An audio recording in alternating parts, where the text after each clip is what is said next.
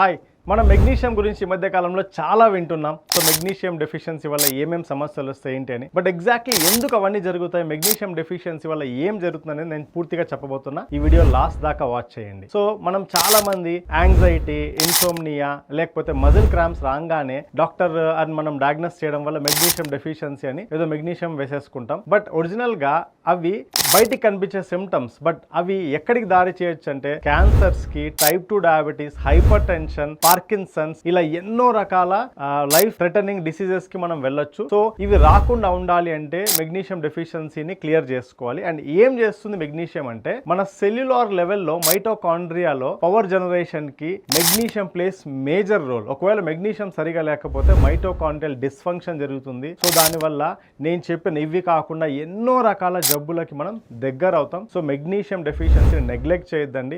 ఎప్పటికప్పుడు మెగ్నీషియం ని చెక్ చేసుకుంటూ దాన్ని సఫిషియెంట్ గా ఉంచే ప్రయత్నం చేయండి. అండ్ మీకు ఏదైనా సపోర్ట్ కావాలి అంటే ఈ కనిపిస్తున్న నంబర్ కి DM చేయండి లేదా కామెంట్ చేయండి మెగ్నీషియం డెఫిషియన్సీ అని.